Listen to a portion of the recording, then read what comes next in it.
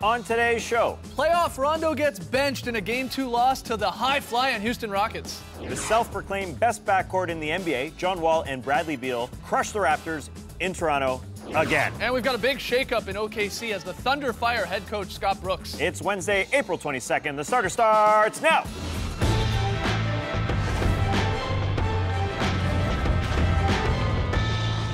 Good evening, sweet world, and welcome to The Starters. Whether you're joining us live on the interwebs, listening to the podcast, or catching us on NBA TV, we're very, very happy to have you. I'm J.E. Skeets, and alongside me, as always, Tass Mellis. I guarantee you this, the starters aren't getting benched. To my right, Starters blog editor, Trey Kirby. Hey-o! Hey-o!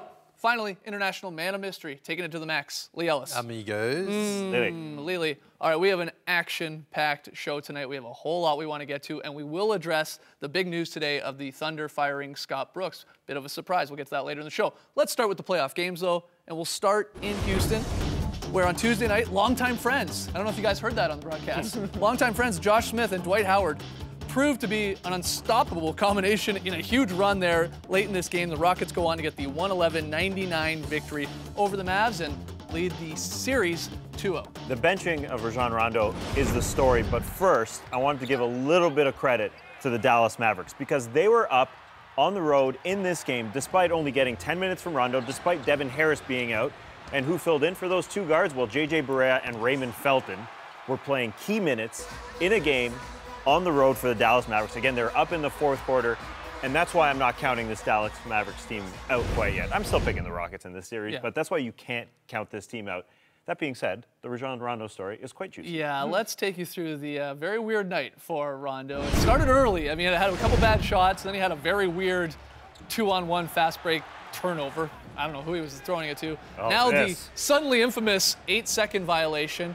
Great call. They caught it. I mean, right before he got over. I feel like if you're a ref and you actually get the call one, it's just like a legendary moment for you.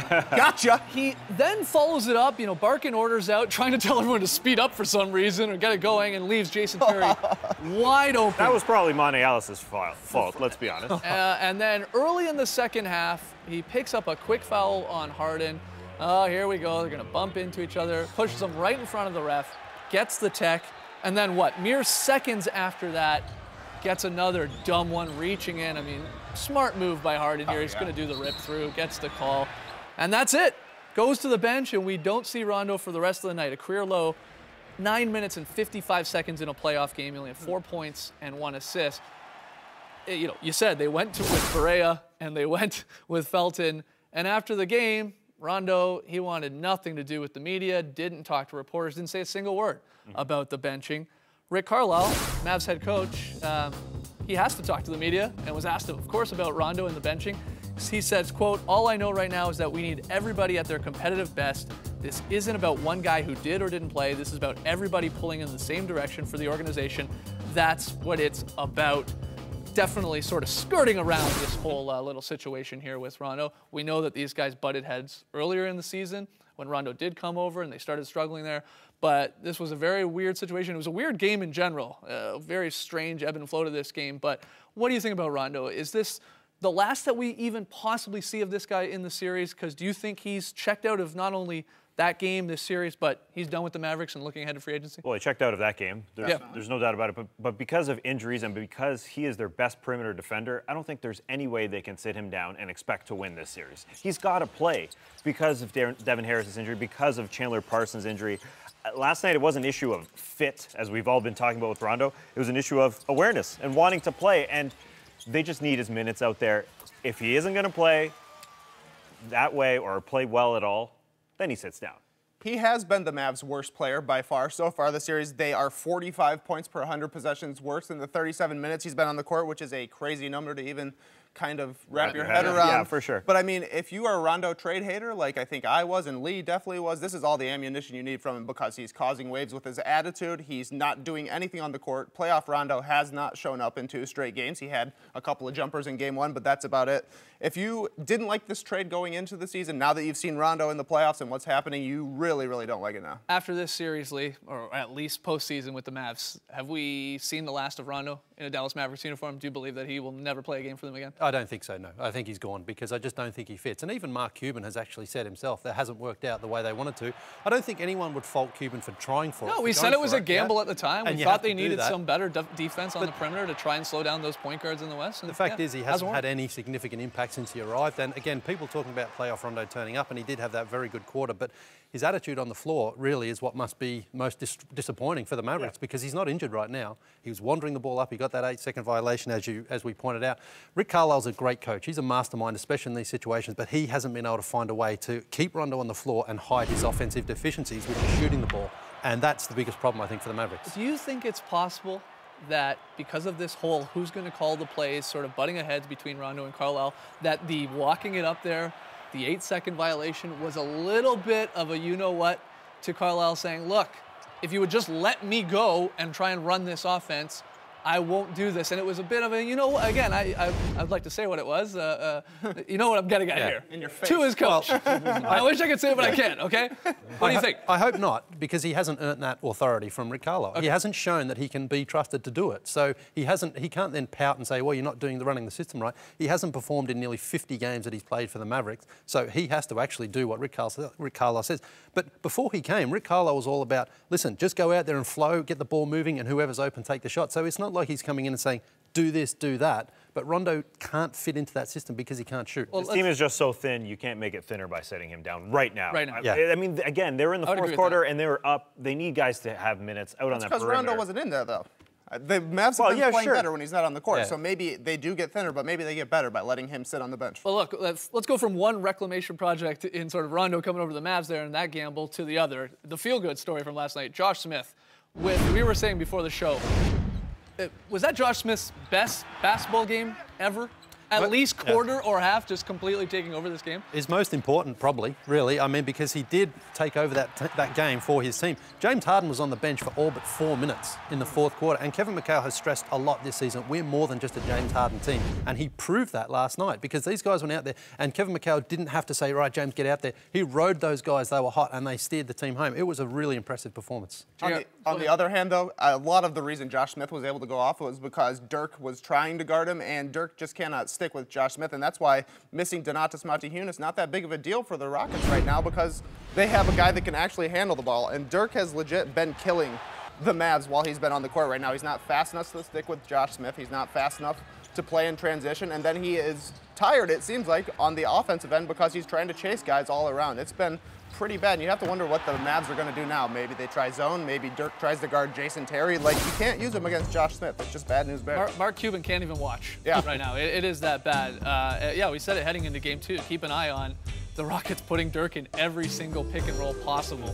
And you saw it not stop. Time and time again. And you see a frustrated Tyson Chandler back there saying, what am I supposed to do when they blow past Dirk in the pick and roll situation? Do I come and help the guy attacking, or do I stay on my guy? It's one or the other. It was a litall different in game 1. Dirk was guarding the roller, and they were going at him that way. In this instance, Josh Smith was the ball handler, and they're going at him that way. So they're just killing him in all ways. I think Al-Farouq Aminu has got to be taking some minutes from Dirk. I know it's very hard to guard a forward, or to hide a forward, I should say, like the Mavs hided Jason Terry during their championship run, but I wouldn't doubt that Rick Carlisle can somehow throw Dirk on Trevor Ariza out on the perimeter where he's just kind of out of the mix, and Ariza can't take advantage of it. I think Al-Farouq Aminu can't play 23 minutes, the same amount of minutes that they play Richard Jefferson. The guy is a menace out there, blocking shots, getting steals. He's just so good. He should take some of Dirk's minutes. He's got to be out there like 40 minutes. Not ready to count out the Mavs just yet as it goes back to Dallas here. Interesting. All right, got to take a break. We got lots more still to come on the show. When we come back, I'll just curl up into a ball and cry about the Toronto Raptors. Yeah, it'll be a fun block. Going back with the starters.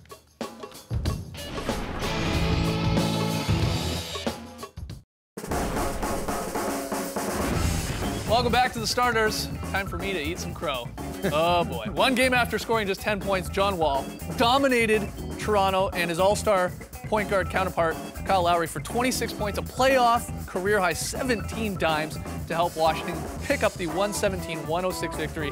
And they steal both games in Canada. This game just got away from the Raps in the second and the third quarters when Washington just killed them, scored 71 points in those middle 24 minutes. We're talking about two guard-heavy teams here. One set of guards is getting it done, while the other is not at all. I mean, you look at the Wizards and Raptors right now, it feels like the Wizards have an advantage at every position. They're outplaying them 1 through 5, and actually the bench as well, which no one really suspected. Yep. John Wall was so fun to watch, the way he was getting it done. You just felt like, all right, some guys are playoff performers watching this guy, and he's like, all right, I'm winning this game. To go 25 and 15 just doesn't happen. Only 5 guys have got 25 points or 15 plus assists over the last 10 years. John Wall is now one of them, going 26 and 17. That is special, special. Yeah, look at that list. Westbrook, Chris Paul, Trace McGrady, and Steve Nash. I agree with you, Tass. I think it's this series has suddenly come down to the guards and who's going to bring it on a night-to-night basis. So far, it's been Wall and Beal much more than Lowry, who I think has, of course, injury problems that he's dealing with and picked up the shin contusion last night, and DeRozan, and even Lou Williams, I think you could throw in there. Also, the Wizards Paul guards Pierce, are just outplaying them. Also, Paul Pierce not wanting to go through customs again. That's right. He said, I'm not doing it. Michael Lee tweeted Pierce after the game, said, I'm not going through customs again. We're sweeping them down home in Washington. Would anyone be surprised? No, not at all. No. But the way the Raptors have played since Christmas, basically, it's not a real surprise. They just can't defend anyone. And Washington is not a fantastic offensive team. But John Wall last night just did what he wanted. Here's the problem, though. Kyle Lowry, he's not staying on the floor. Again, is it injuries? It's in these games, it's fouls. I don't think it mattered. If he was on the floor. Oh, it absolutely matters because it's not Gravis Vasquez and Lou Williams trying to guard these two guys. They're still losing with Kyle Lowry on the floor. Sure, that's fair because they're playing phenomenal. You're right, John Wall and Bradley Beal. But they would be in much better position if Kyle Lowry is out there because Vasquez, again, can't guard anybody who's trailing John Wall on every single play. Yeah. And Lou Williams is not a great defender either. So I disagree with that a little bit. And Lowry says he's got to figure out a way to stay out there. Yep. He was terribly frustrated, both with his shot selections and then getting the fouls, some of them ticky-tacky. That third one was really dumb on his part. You've got 2 early fouls, 9 minutes to go in the second quarter, and you reach in under the basket. You give him the layup there. You don't reach there. He knows that, and that's what's killed him. But again, I've been terribly impressed with Wall and Beal in the bounce back, especially after missing a lot of shots in game 1. Absolutely. The Wizards guards basically get anywhere they want to on the court because the Raptors can't play defense. And then on the other side, the Raptors can't get anywhere they want to on the court because the Wizards are D'ing up. And then it comes to the big guys. And the big guys for the Wizards have outplayed the Raptors in basically every single minute of this series so far. Patrick Patterson needs to get more minutes. James Johnson could get more minutes. They just need guys that are going to go play hard and play tough. You can't just point out one thing when you lose by 20 points at home in a must-win basketball game. And your all-star who, yes, injured, also gassed just because of the way the season has gone. He had to carry this team. He was a first-time all-star, and he looked gassed the last 3 months. But he can't go for 6.5 points a game. No. Yeah, I mean, it's just not going to work. It's just not going to work on such a guard-heavy team that's just so dependent on outside Jays over and over and over again. I mean, my disappointment with Kyle Lowry is he's not getting his offense into any sort of good tempo or any sort of good shots. He can't because he's not on the floor enough to get into that rhythm. But also DeMar DeRozan, I mean, he had 20 points last night. But I said before the series, DeMar DeRozan needs to get to the free throw line because he averaged 7 attempts per game. He's been there 8 times in 2 games and made 5 of them. I know that sometimes his ball handling isn't his greatest strength, but he needs to be just more, well, he needs to be more aggressive and force something just to get to the free throw line and get fouls because that is a huge problem. That mid-range jump shot, when it's not falling, especially in the playoffs, feels so much worse when your team is struggling like the Raptors are. Yeah, people want him to be more like James Harden, get to the line, start shooting some threes, which he did last year, but he just doesn't have the handle for it, so he has to settle for, you know, something from 10 to 16 feet, and he's just not a great shooter from there. Not to mention it's not an efficient shot. The Wizards are happy to let him shoot that as many times. Again, as a Raptors fan, I'm so disappointed in this egg that they threw up there, but again, credit to the Wizards. John Wall, and look at this future. John Wall's still 24 years old.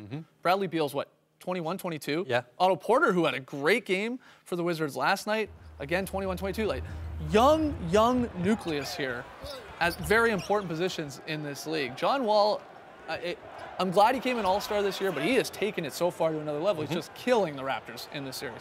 Yeah, this is probably not the best reflection of the defense he's going to face deeper into the playoffs, but he's going out there and taking his team home. But also Bradley Beal, we mentioned in the first game he could not shoot, couldn't get one to fall. Bradley Beal last night took those same shots, he drove inside, hit some threes. He was so much better last night. Once he saw a few go down, his confidence rose. He knows that the defense isn't there from the Raptors. And here you see their shot chart combined. There's a lot of green and a lot of yellow. Look at inside as well, 13 field goal attempts. inside the restricted area. Yeah, at least they're working to get into the lane, and that's the frustrating part about Lowry and DeRozan. DeRozan's line looks sexy from last night. 9 of 18 for 20 points. Yeah. Yep. But it's just the way it's happening just doesn't work with this team.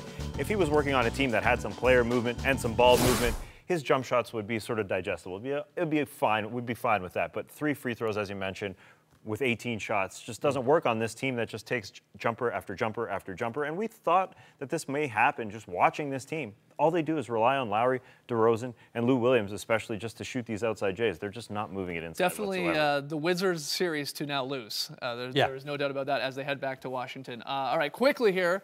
Cavs, Celtics, this was a great game. Celtics put up another fight. But in the end, a little too much LeBron, a little too much Kyrie Irving, talent sort of taking over there. They pick up the 99-91 victory. So they also go to the 2-0 series lead.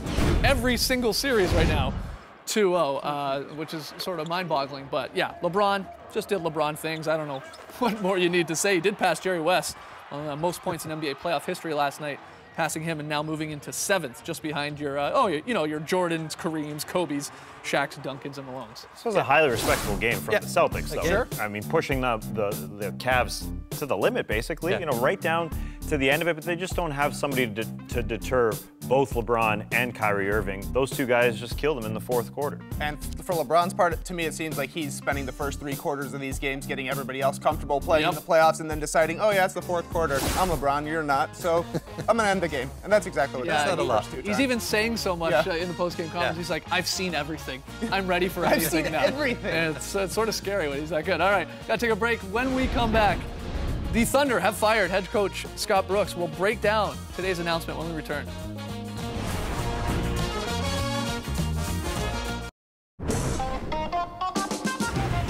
Welcome back to the Starters. Some more big news today. The Oklahoma City Thunder have fired head coach Scott Brooks. Yes, after 7 seasons on the job and a trip to the finals in 2012 and over 300 wins, Brooks was let go.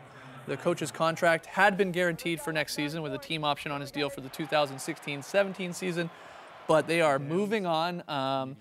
Maybe a bit of a shock in terms of timing, but a lot of us sort of thinking this might be coming with the whole Kevin Durant dilemma and drama that we're about to head into and his 1 year really left until he hits free agency. It's maybe a win now mentality, and they don't think Brooks is the coach to do it. I suppose, but why this year? We know this year wasn't his fault. With all the injuries, why not do it a couple of years past? I mean, there were a couple opportunities for them to let him go. At the same time, they're definitely doing it for Kevin Durant, just so there's no excuses next year. Basically, for them to say, we did everything we could, including fire a coach for you, KD. But this year, as we see here, and how many games were missed, it definitely wasn't Scott Brooks' fault. Yeah, the team is saying it has nothing to do with this year and that it's a long-term thing, which definitely makes you think it's a Durant-centric sort of thing, and it makes you wonder how enticing this Thunder job really is, because from a talent standpoint, there's probably nothing better than Durant, Westbrook, and Serge Ibaka. You're going to be playing for a title immediately, but the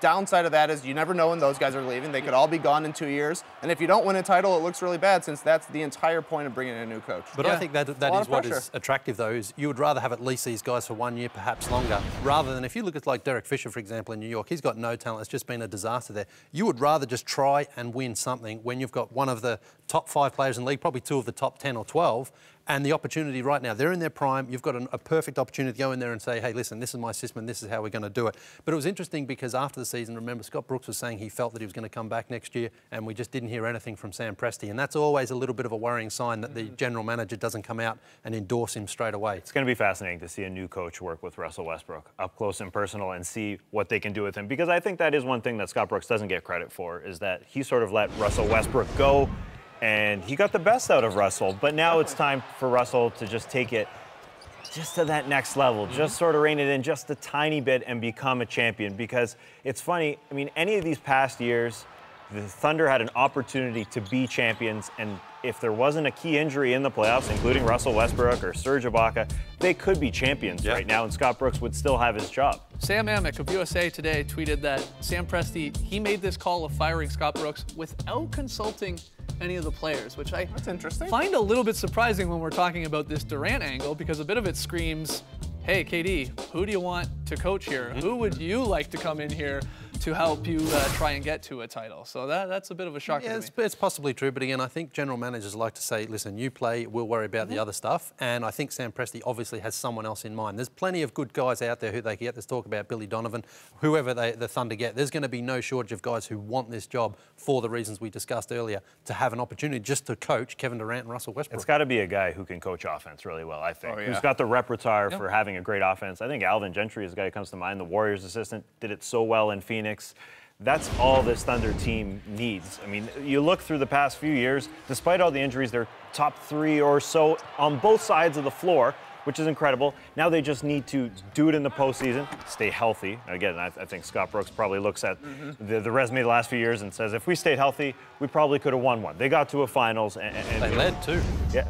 They led the final series 1-0, remember? They led. Oh, yeah. And if it wasn't for that phantom push-off with LeBron James, maybe they win 2-0. Maybe they win that series. Yeah. I mean, it's just so close, and it's unfortunate for Scott. I don't think this is going to take too long. I got a weird feeling that Presti has someone specific in mind to replace Brooks here, and maybe that's a bit of the reason of this timing. I don't think this is going to be an exhaustive search in terms of who comes in to try and get them to the title. Presti himself has to get this right. You're right. Because if he messes this up and Durant leaves and maybe Westbrook too, then his job's in a lot of jeopardy. Absolutely true. All right, let's hear what people think. Were you shocked by the news of Scott Brooks being let go today? Let us know on Twitter.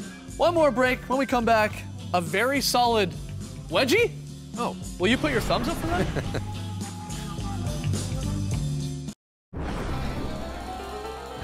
Back with the starters, time for Lee's very solid play of the night. Today, guys, we have a very rare two-team very solid play, and it's a double-ender. It starts with the Houston Rockets with a double block, and then as the Rockets go down in transition, Al-Farouq Aminu with a block himself. Look at that, Terrence Jones, Dwight Howard. This is very sexy. It's Yeah, not very solid. I know. I don't know how to do a sexy face, though, so I'm just going with a solid play. That's what I call it. Look at that sex appeal on that, man. All right, that was a weird one, Lee. Well, we also had a very sexy wedgie. I hope you don't have these at home, Lee. Houston Dallas will stick in that game. It was a fantastic wedge. Howard post-up attempt gets blocked right in there by Al-Farouq Aminu, providing the sexiness, the solidness today on the show. A beautiful block coming on a Dwight Howard post-up attempt. Finally, we get a real one. Yeah, it feels good. Wedgies are in the air. We should see another one soon, I have to imagine. And yeah, we're counting the postseason with the regular season for total wedgies. We're at 42 on the year. Will we hit 50 by the time the confetti falls? Who knows? All right. 42, it's Jackie Robinson Day here. Tonight's schedule, 3 games on, Nets and Hawks. Kaka! That one gets underway at 7 p.m. Eastern here on NBA TV. Coverage beginning right after the starter. And then the TNT doubleheader, Blazers and Grizzlies, Spurs and Clippers. Across that board, we've got Al Horford saying he's good to go despite the pinky problem. Millsap's taking off the protective pad as well. Tony Parker's playing, Aaron Aflalo's playing, so some healthy guys back. Hopefully, we have a series tomorrow that's tied 1-1. We'll find out. Yep, we'll talk about all those games tomorrow, folks. Thanks for joining us. And remember, if your backcourt's not leading, you'll be left behind. Brace the night, people.